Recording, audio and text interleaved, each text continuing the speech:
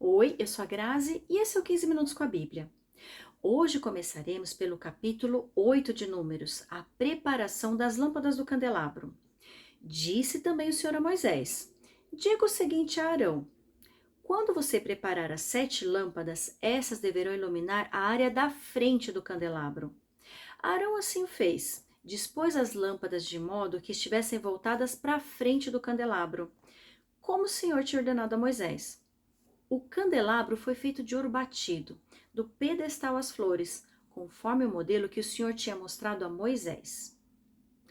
É interessante a orientação de Deus para que a frente do candelabro seja iluminada, mas confesso que não tenho nenhuma interpretação quanto a isso. Versículo 5: a consagração dos levitas. O Senhor disse a Moisés: Separa os levitas do meio dos israelitas e purifique-os. A purificação deles será assim: você aspergirá a água da purificação sobre eles. Fará com que rapem o corpo todo e lavem as roupas para que se purifiquem. Depois eles trarão o novilho com a oferta de cereal da melhor farinha amassada com óleo. E você trará um segundo novilho como oferta pelo pecado. Você levará os levitas para a frente da tenda do encontro e reunirá toda a comunidade de Israel. Levará os levitas à presença do Senhor, e os israelitas imporão as mãos sobre eles. Arão apresentará os levitas ao Senhor como oferta ritualmente movida da parte dos israelitas. Eles serão dedicados ao trabalho do Senhor. Depois que os levitas impuserem as mãos sobre a cabeça dos novilhos, você oferecerá um novilho como oferta pelo pecado e o outro como holocausto ao Senhor, para fazer propiciação pelos levitas. Disponha os levitas em frente de Arão e dos filhos dele, e apresente-os como oferta movida ao Senhor. Dessa maneira você separará os levitas do meio dos israelitas, e os levitas serão meus. Depois que você purificar os levitas e os apresentar como oferta movida, eles entrarão na tenda do encontro para ministrar. Eles são os israelitas que deverão ser inteiramente dedicados a mim. Eu os separei para serem meus, em lugar dos primogênitos do primeiro filho homem de cada mulher israelita. Todo primogênito em Israel, entre os homens e entre os rebanhos, é meu. Eu os separei para mim quando feri todos os primogênitos no Egito, e escolhi os levitas em lugar de todos os primogênitos em Israel. Dentre todos os israelitas, dediquei os levitas como dádivas a Arão e a seus filhos. Eles ministrarão na tenda do encontro em nome dos israelitas e farão propiciação por eles, para que nenhuma praga atinja os israelitas quando se aproximarem do santuário. Moisés, Arão e toda a comunidade de Israel fizeram com os levitas como o Senhor tinha ordenado a Moisés. Os levitas se purificaram e lavaram suas roupas. E Arão os apresentou como oferta ritualmente movida perante o Senhor e fez propiciação por eles para purificá-los. Depois disso, os levitas passaram a ministrar na tenda do encontro, sob a supervisão de Arão e de seus filhos. Fizeram com os levitas como o Senhor tinha ordenado a Moisés. O Senhor disse ainda a Moisés: Isto diz respeito aos levitas.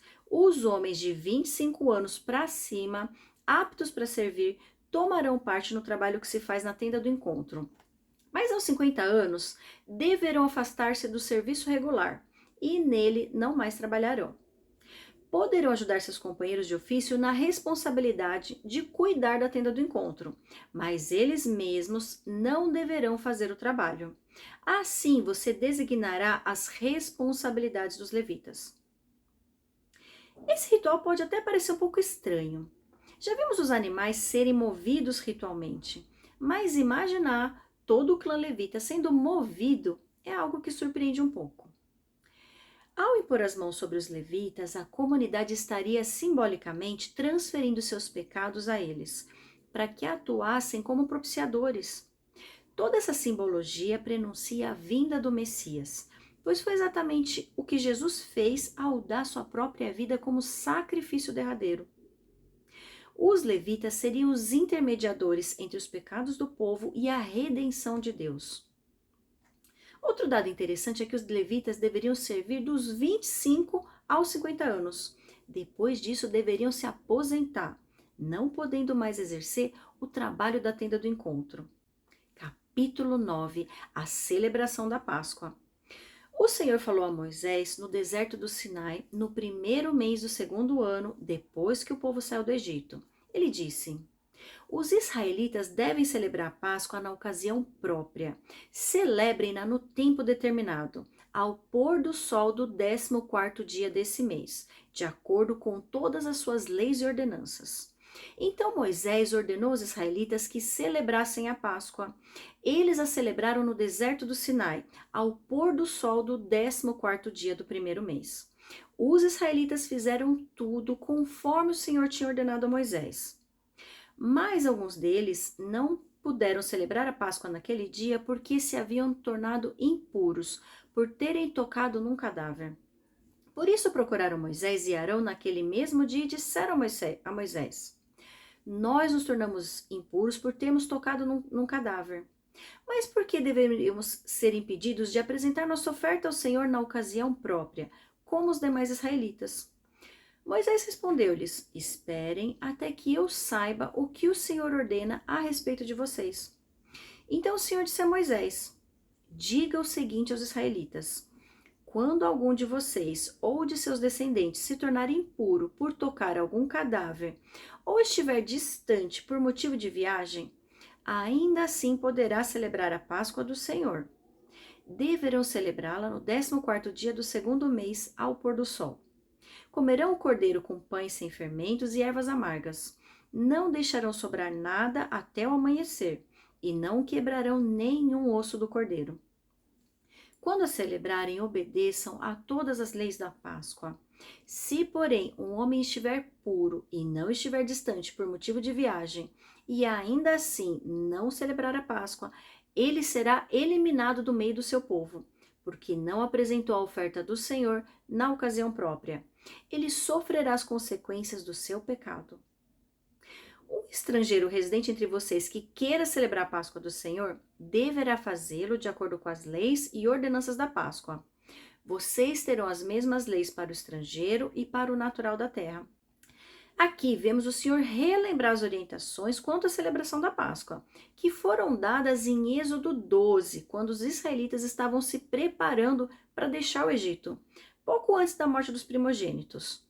Além de relembrar, Deus esclarece que mesmo quem estiver impuro poderá celebrar a Páscoa, e aquele que não tiver impedimentos e mesmo assim não celebrar, sofrerá as consequências do seu pecado. Versículo 15. A nuvem sobre o tabernáculo. No dia em que foi armado o tabernáculo, a tenda que guarda as tábuas da aliança, a nuvem o cobriu. Desde o entardecer até o amanhecer, a nuvem por cima do tabernáculo tinha a aparência de fogo. Era assim que sempre acontecia. De dia a nuvem o cobria e de noite tinha a aparência de fogo. Sempre que a nuvem se levantava de cima da tenda, os israelitas partiam. Do lugar em que a nuvem descia, ali acampavam.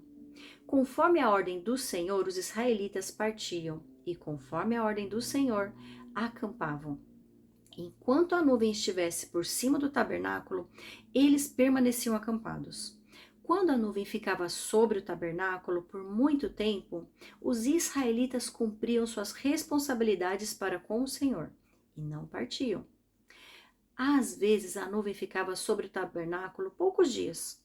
Conforme a ordem do Senhor, eles acampavam, e também conforme a ordem do Senhor, partiam.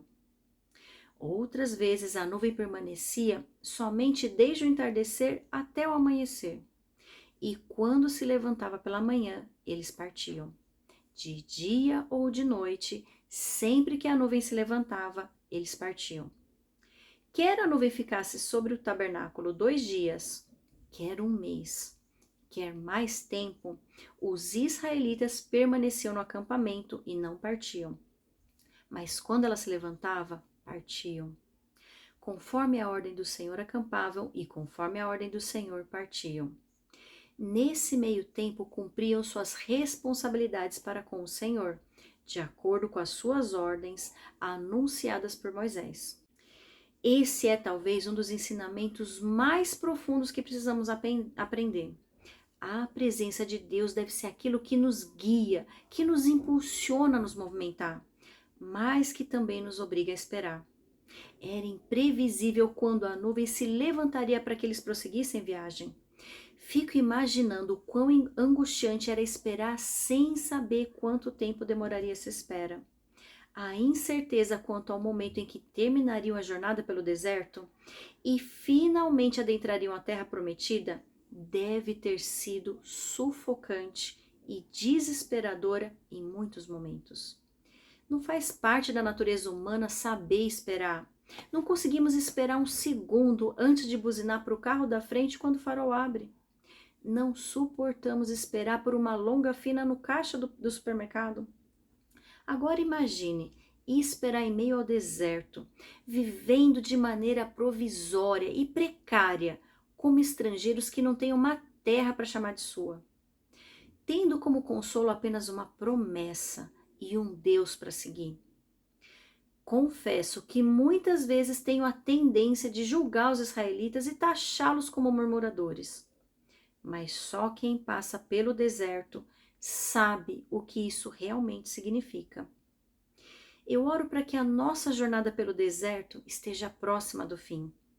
Mas se não estiver, que Deus nos capacite a esperar e perseverar, confiando que a presença dele é a única coisa que realmente importa.